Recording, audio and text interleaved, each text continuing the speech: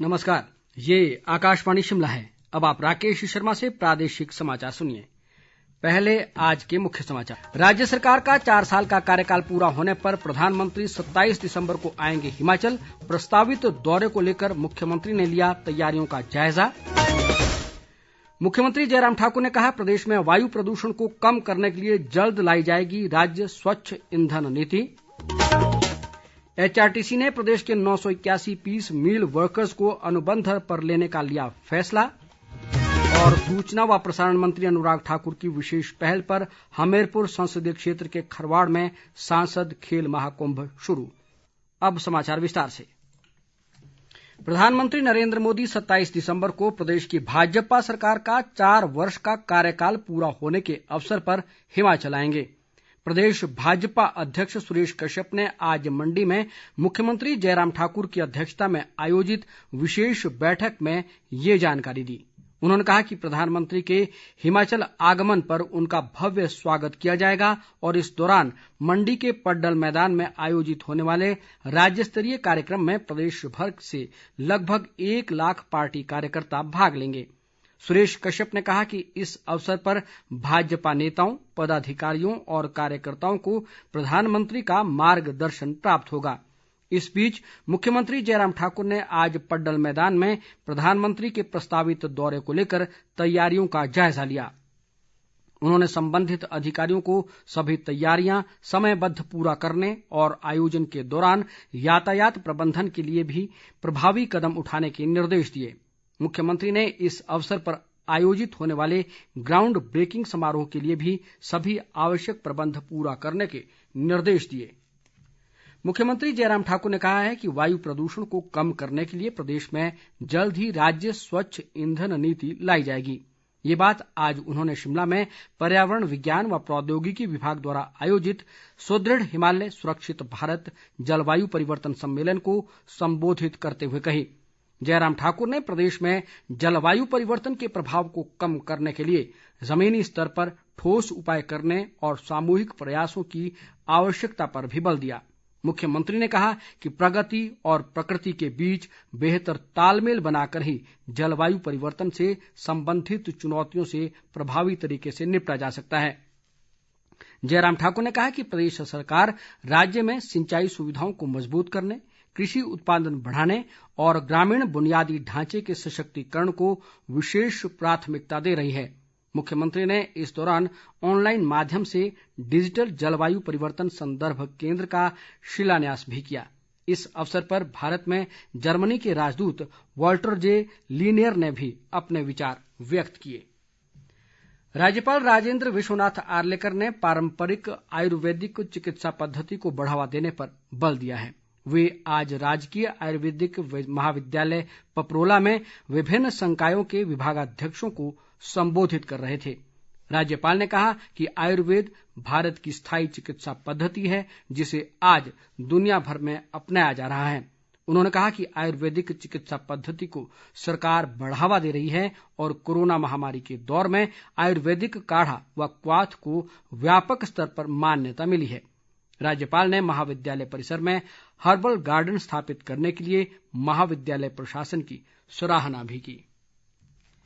सोलन जिला के नौणी स्थित डॉक्टर यशवंत सिंह परमार बागवानी व वानिकी विश्वविद्यालय में आज प्रोग्रेसिव लीडरशिप समिट 2021 का आयोजन किया गया। इस अवसर पर केंद्रीय मत्स्य व पशुपालन मंत्री पुरुषोत्तम रूपाला बतौर मुख्य अतिथि मौजूद रहे, जबकि हरियाणा के कृषि मंत्री जयप्रकाश दलाल, पंजाब के कृषि मंत्री रणदीप सिंह नाभा और हिमाचल प्रदेश के कृषि मंत्री वीरेंद्र कंवर विशिष्ट अतिथि के तौर पर उपस्थित रहे। केंद्रीय पशुपालन मंत्री पुरुषोत्तम रूपाला ने कहा कि पंजाब और हरियाणा सहित हिमाचल प्रदेश कृषि के क्षेत्र में बेहतरीन कार्य कर रहे हैं। उन्होंने कहा कि इस तरह के आयोजन किसानों को कृषि के प्रति आकर्षित करते हैं। कृषि मंत्री वीरेंद्र कंवर ने कहा कि प्रदेश में प्राकृतिक खेती पर अच्छा कार्य हो रहा है और लगभग 1,53,000 किसानों को प्राकृतिक खेती से जोड़ा गया है।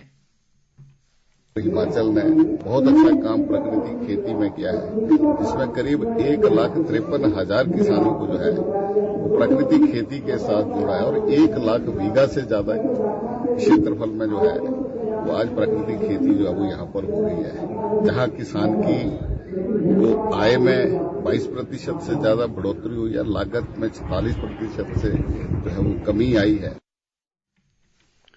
शिक्षा मंत्री गोविंद सिंह ठाकुर ने कहा है कि पर्यटन की दृष्टि से मनाली देसी और विदेशी सैलानियों का पसंदीदा गंतव्य स्थल है। उन्होंने कहा कि सैलानियों को सुविधाएं प्रदान करने के लिए एक ओर जहां राज्य सरकार प्रयासरत है, वहीं स्थानीय लोगों के सहयोग और भागीदारी की भी जरूरत है। वे आज मनाली में अटल टनल, साउथ पोर्टल तथा गुलाबा तक विपरीत मौसम में पर्यटन गतिविधियां जारी रखने के संबंध में एक बैठक की अध्यक्षता कर रहे थे। इस बैठक में स्थानीय प्रशासन व पर्यटन व्यवसाय से जुड़े विभिन्न संगठनों ने हिस्सा लिया। हिमाचल प्रदेश पथ परिवहन निगम ने राज्य के 981 पीस मील वर्कर्स को 1 दिसंबर 2021 से अनुबंध पर लेने का निर्णय लिया है।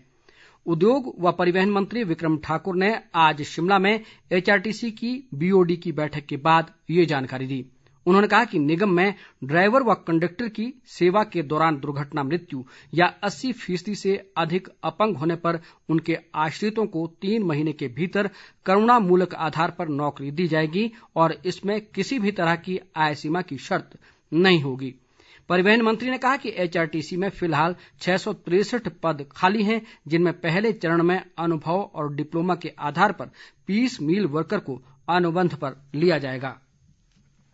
केंद्रीय सूचना व प्रसारण मंत्री अनुराग सिंह ठाकुर की विशेष पहल पर हमीरपुर संसदीय क्षेत्र में आयोजित किया जा रहा सांसद खेल महाकुंभ आज आरंभ हो गया।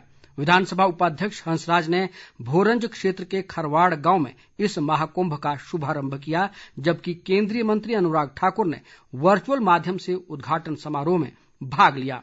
उन्होंने प्रतिभागी खिलाड़ियों को संबोधित करते हुए कहा कि इस अनूठे आयोजन के माध्यम से हमीरपुर संसदीय क्षेत्र की ग्रामीण खेल प्रतिभाओं को एक सुनहरा अवसर प्रदान किया जा रहा है। अनुराग ठाकुर ने कहा कि सांसद खेल महाकुंभ में cricket, kabaddi, basketball, volleyball, football, कुश्ती और एथलेटिक्स स्पर्धाओं के लिए करीब 2100 टीमों का पंजीकरण किया गया है। उन्होंने कहा कि इस खेल महाकुंभ में सराहनीय प्रदर्शन करने वाले प्रतिभाशाली खिलाड़ियों को आगे बढ़ने और उन्हें प्रशिक्षित करने के लिए भी विशेष प्रयास किए जाएंगे। अनुराग ठाकुर ने कहा कि ग्रामीण खेल प्रतिभाओं को उभारने व उन्हें उचित मंच प्रदान करने के लिए भविष्य में भी इस तरह के आयोजन नियमित रूप से किए जाएंगे। केंद्रीय मंत्री ने मीडिया कर्मियों से खेल महाकुंभ का व्यापक प्रचार प्रसार करने का आग्रह किया ताकि अधिक से अधिक युवा इससे जुड़कर खेलों के प्रति जागरूक हो सकें।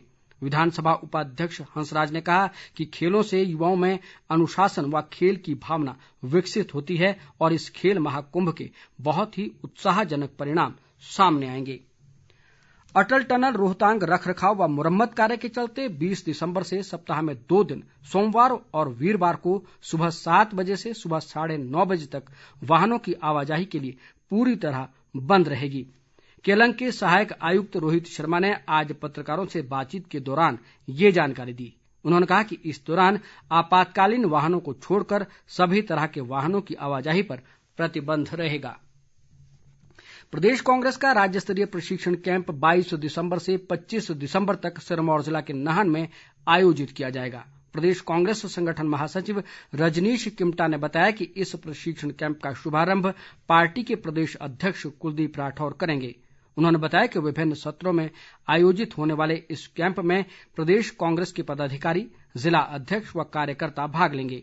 किमटा ने कहा कि 22 दिसंबर को अखिल भारतीय कांग्रेस कमेटी के प्रशिक्षण कोऑर्डिनेटर विक्रम चौधरी पार्टी की विचारधारा, दर्शन और नीतियों पर अपना व्याख्यान देंगे। प्रदेश में आज कोरोना संक्रमण के 39 नए मामलों की पुष्टि हुई है। इस दौरान 64 कोरोना संक्रमित स्वस्थ भी हुए हैं। वर्तमान में राज्य में कोरोना के सक्रिय मरीजों की संख्या 510 है। प्रदेश में कोरोना संक्रमण से अब तक 3849 लोगों की मृत्यु हुई है। अंत में मुख्य समाचार एक बार फिर। राज्य सरकार का 4 साल का कार्यकाल पूरा होने पर प्रधानमंत्री 27 दिसंबर को आएंगे हिमाचल। प्रस्तावित दौरे को लेकर मुख्यमंत्री ने लिया तैयारियों का जायजा।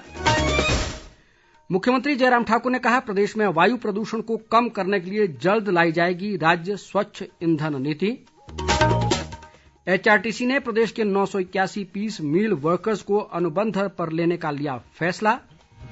और सूचना व प्रसारण मंत्री अनुराग ठाकुर की विशेष पहल पर हमीरपुर संसदीय क्षेत्र के खरवाड़ में सांसद खेल महाकुंभ शुरू। इसके साथ ही समाचार बुलेटिन समाप्त हुआ। नमस्कार।